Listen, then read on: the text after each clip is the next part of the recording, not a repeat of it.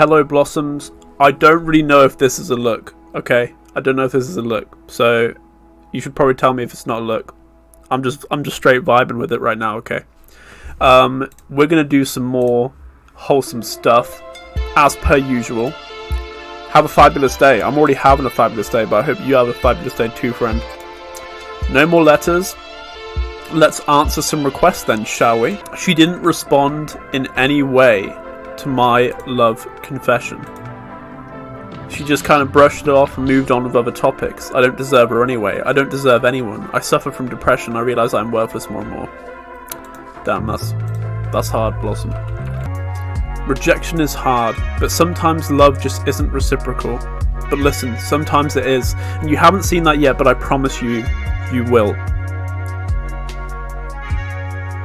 We're all at different stages in our life, and we all see different souls and different lights, and we think, wow. And we fall in love with those sometimes. But everyone has different needs. Everyone's living their own individual life, and sometimes those energies just don't match up, and you've got to move on with yourself. And I know it's hard, but you've got to think, okay, well, if it's not right for me, it's not right for me. But there will be something out there that is right for you at the right time that will bring you happiness. You just got to keep on going. And the best thing you can do is learn to love yourself in the meantime, so that you can shine so brightly that the person who will love you truly will see you millions of miles away. If you stay in that slump, if you stay in that dark pit, then it's going to be so hard for them to see your light, for that person who's waiting for you on the other side. You got to shine like a firefly in the woods. And I said, you're not worthless. That's just the darkness speaking. That dumb voice you get when you're depressed in your head, who tells you bad things. You gotta beat the crap out of that voice. You gotta counter that voice like it's a sapling, like it's a tree who has uprooted your mind. You gotta put some weed killer on that. Every time you hear a bad thought, you gotta counter with a positive one. And eventually, over time, it will go away. You just gotta be consistent. That's how I dealt with it anyway. My parents have sold our house and are going to build a new one, but everything is going so fast. When I had depression, it was the only place I felt safe, even though I had my own place. I'm not ready for my childhood home to be someone else's. So I said, it's a strange feeling, isn't it? It feels like something is being taken from you. It took me a while to overcome this. Because you honestly feel like, okay, this is full of my memories, this is full of love, and now someone else has that. But it's a misconception, and as humans we're very prone to misconceptions, because what is really happening is that home, it wasn't the concrete walls or the decorations that made it home, that made it the positive memories. It was the people in that home. It was the interactions you had with your loved ones, with the pets, the things you did, the experiences you had. They are not confined to a space. They are not confined to brick walls. They're confined to your love and experience with other people.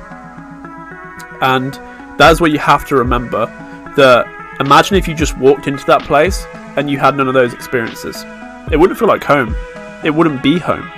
It would be just another place, which is what it's going to be to those other people before they create their own memories. It's just an association we have, you know? Like if your best friend always wore the colour orange, you would think, oh wow, the colour orange makes me really happy. But it's not the colour orange that's making you happy, it's that your best friend was wearing it, kind of thing. I explained that pretty well, I think, I hope. And we have to remember that change is the nature of life. And if we love life, the reason we love it is change, or one of the core reasons. And if we cling to stillness, we are clinging to something that life can never be. You need to find the rhythm of life once more. Think about it. If it was spring constantly, what kind of life would that be? Would you love spring as much as you do now? And if the leaves were not falling from the tree because there was no change, or there was no wind because there was no change, and everything was still, it wouldn't be a world you want to live in. And that's what we cling to when we cling to these memories, these places, these materialistic structures in our minds, and we want to keep it. We desperately want to trap that beautiful butterfly in a jar. We want to trap that flower in a book and suffocate it. But that's just our primitive desire. That's not what we truly want or know is the right thing. And it's important to be aware of that. And at the end I said, home is where the heart is, not where the concrete is. So there, let's send this one off. Currently having one of those nights, you know, where you feel all this sort of loneliness, melancholy and weird nostalgia. At least the anxiety isn't too bad tonight. How's your evening? I said, hey Blossom, I completely know what you're talking about. It always happens if my body clock is messed up, maybe it's winter, I haven't had enough social contact, and there's no passion I'm currently hyped about. My evening is fairly chill. I got a headache from turning the heating up too much. The storm is making my house super cold. Britain, why you gotta be like this? So this one is less like, oh, I'm going to try and give you some life-changing advice. I'm just going to be like, okay, this is why that happens to me. So it inherently shows them sort of what they can do through implication to help themselves if they're having similar issues. And yeah, my head's not doing too good today, but hopefully it gets better. Okay, let's see if we got a message. We didn't, but I'm going to... Oh, someone sends thanks. I'm going to make a request, because, you know, my head's hurting, so I want to know if anyone has any secret tips. Anyone have any tips to deal with cluster headaches? Mine are temperature induced. I know it's a rare problem, but I need all the help I can get. Currently, my coping mechanism is dipping my head in the cold while eating an ice lolly. Blossam.